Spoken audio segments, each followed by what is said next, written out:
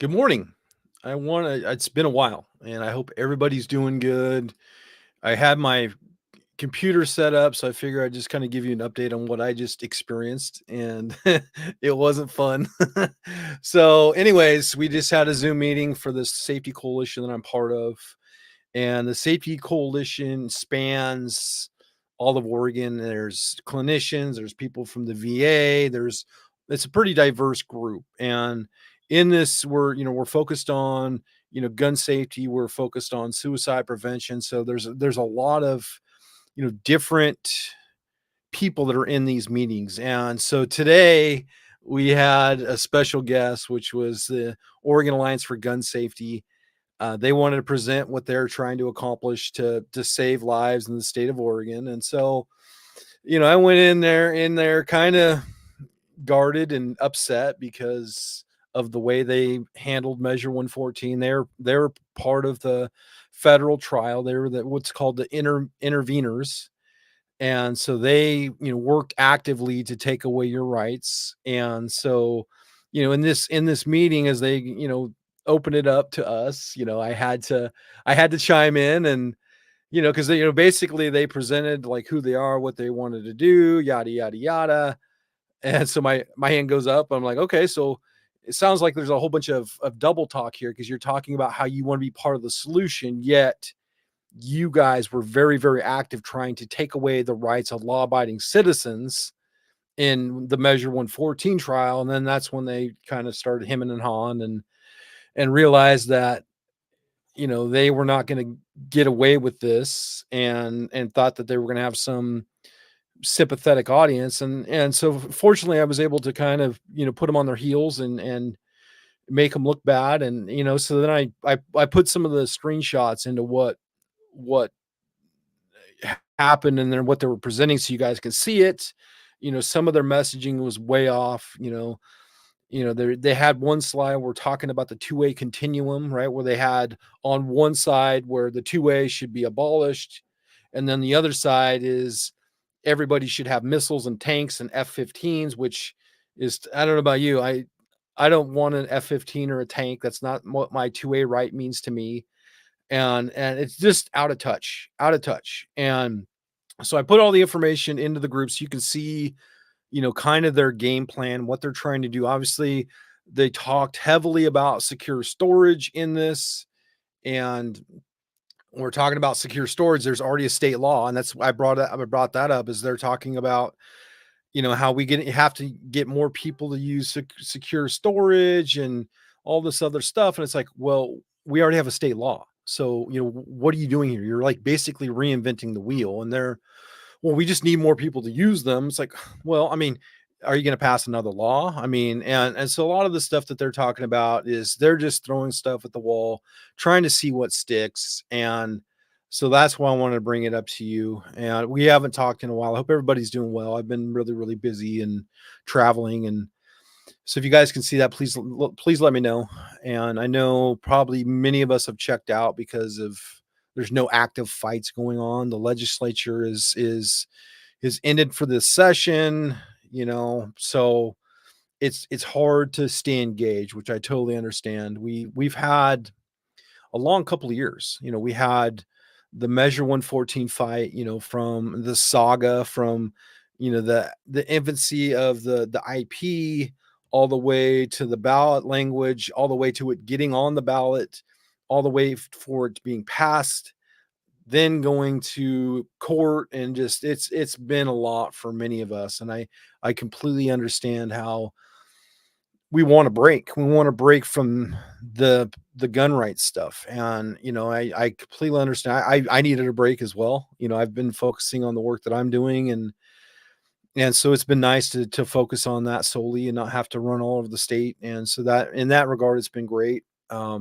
You know, one thing to think about is just not to get complacent. These people are still active, they still have money, they still have bad ideas. And this was just another meeting that proved that they're in in a bad headspace, right? Because they're trying to implement something that is not going to work the way it's intended is, and a lot of it of this stuff is they're trying to piggyback off the work that we've already done. I've been part of this safety coalition for probably 2 years now. I'm on the board, and it's, we're dealing with public ranges, we're dealing with the VA, so it's a very diverse, like, counties. There were county level, people that are doing suicide prevention. So it's a really, it's fun for me because, I get to intermingle with people that are in charge of policy in their counties. So I get to give a voice to everyone that's in this group. So that's amazing. So I get to stand up for our civil liberties, and push back and say, you know this is not going to work. I'll tell you why. Because as gun owners, we're not going to accept this because of the way this is written. And so I try to be reasonable, but I'm going to be firm that there's stuff that I will never ever support. And today they brought up ERPOs. That's one of their signature issues that they're going to be focusing on. I didn't get to attack them on there, which I really wanted to attack them on, because the fact that ERPOs puts everybody at risk. Okay. It's not about the person that's trying to be protected. It puts law enforcement at risk because they have to serve these high risk warrants. It puts the people that are inside the home, it puts them at risk. There's been people all over the country that have been killed in these ERPOs, these engagements, right? And so it's really, as much as they're trying to focus on ERPOs, it's not as helpful as they think it is, and it violates our due process rights. So there's so many different things to this, and it's dangerous. It's very dangerous. And one thing for all of us here is we have to be careful with the information that we put out, and how that can be perceived as by others, excuse me, because that could be used against us and weaponized against us. So something to think about. We might think it's a funny comment, but it might be taken out of context and then used against us, right? Which is unfortunate, but that's just the world that we live in. And be careful with your interactions with others, because it wouldn't take much to get tuned up with this stuff. There's a big focus on ERPOs right now across the state and also across the country, and so just be aware of that. And obviously, I'm not endorsing any of those. I think it's a bad move. And so what they're trying to do is they're trying to invent solutions to a problem that typically there's already red flags and signs of a problem that are there, right? You can look at all of the mass killings as of late. There's been signs that nobody's followed up on. There's been signs that this person is a ticking time bomb, and they just glaze over it. The person does a horrible thing, and people die, and now we need another restriction, as opposed to following up on all of these breadcrumbs that are leading up to this violent act and stopping it before that. They're trying to intervene, and they're trying to intervene early. And so, they're talking about secure storage. We have a law for secure storage. I feel that they're trying to remain relevant, and that's why they're coming into our lane when it comes to suicide prevention.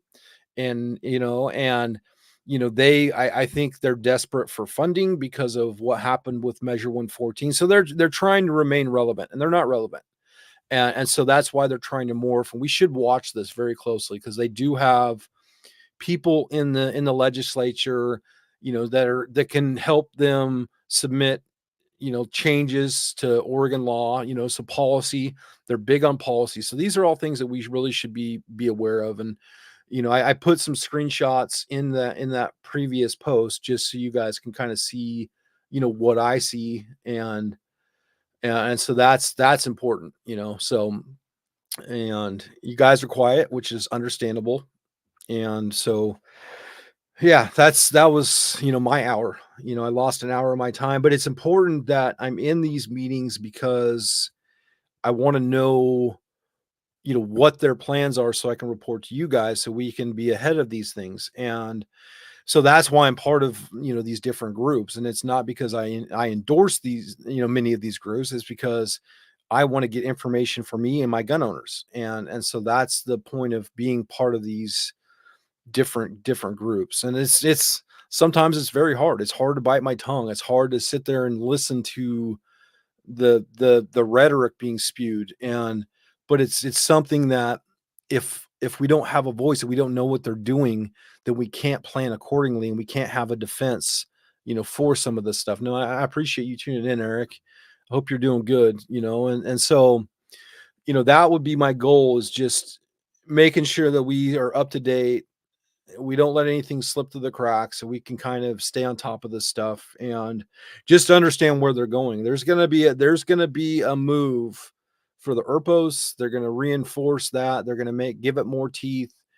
The problem with the ERPOs, which was another thing about the Measure 114 stuff with the permit to purchase, is there's no checks and balances. So let's say if somebody gets ERPO'd, they have their guns taken from them. It's the due process to get those guns back. So they have to go to court. They have to prove they're of sound mind. There's all these different things they have to do. And that's the same thing with the Measure 114, so as they're doing the illegal background check on this, like if that person was denied their permit to purchase, there was quite a process where that person had to go through just to prove that they should have the right to be able to buy a gun. So there's where we're going to get into trouble as gun owners, is they're going to make it hard, and they're going to put all these different requirements that if something were to happen in our personal lives, where it makes it so hard for us to be able to get our rights back. So that's why, staying up to date with this stuff is really, really important. And so that's kind of the thing, and so I just wanted to get on here and do a kind of a quick update of what I saw and what I go through with this stuff. And if any of this stuff piques your interest, shoot me a message. I can get you be a part of this, so you guys can kind of see firsthand, what it's like to be in these different groups. And a lot of it is just learning. You learn about how other people think. You learn about how information is perceived by the people that don't understand our firearms. The fact that we had their first slide of the presentation right out the gate is they think you and I, people that support our 2A rights, want missiles and RPGs and tanks and stuff like that. Just shows how out of touch they are. I don't necessarily want a tank or an RPG or a nuclear missile. I just want to be left alone. I want to be able to protect myself, my families. That's what I want. I want to feel safe because I have my gun on me with me because it's part of my daily routine. That's where I'm more concerned about than nukes or missiles. You know what I mean? So it just shows how out of touch they are. And so, that's definitely not a good first impression, especially with a group like ours that they were presenting to. So other than that, I'm probably going to get off here. Does anybody have any questions, comments, concerns? So it's you just I want to bring this up for conversation so you guys can kind of understand what they're trying to do, and I think they're desperate. I think, they need a new cause because of what they did with Measure 114. They feel like they're relevant. I think what they're doing is they're taking the place of Ceasefire Oregon. So Ceasefire Oregon is now a dinosaur and she is obsolete. She is just a loud microphone. That's all she is. She is not relevant. And so with, they're stepping in, they're going to step in with Moms Demand Action. They're going to step in with Everytown, and they're creating these new groups, it seems weekly across the country because there's so much money at stake. There's so much money involved. And so that's where we have to understand. One thing that really did kind of pique my interest is how they're going to start engaging with parents at doctors' offices. So be really, really careful about the information you share with your doctor. It's none of their business if you own guns or how you store guns. There's going to be a big push there. I guarantee that. So watch that. I've already seen it happening, but it's what they changed today in their terminology is they want to use the doctors as a way to give out secure storage options for these families. Which, how is it funded, and is it legit, right? So these are the things that I'm not comfortable with. I don't think that's a conversation between me and my doctor should have no bearing on whether I own guns. Okay, if I have a cut that I need stitches, if I have an elevated heart rate that I need to get checked out, if I'm having issues with my blood pressure, these are the issues that I should be talking with my doctor. not do I have a gun inside of my home and is that properly stored? That's none of their concern. It's none of their, most doctors are not versed enough to have these conversations because they don't know enough about guns. And that's kind of a generalization, but there's many that are in the health field that are not necessarily our friends when it comes to gun rights. So just something to think about. So I'm gonna get off here. You guys have a great day. I hope everybody's doing well, and I'll keep you posted on anything new that comes, you know, up, and that's about all I got. So thanks for tuning in, and I'll talk to you guys soon. Have a good day.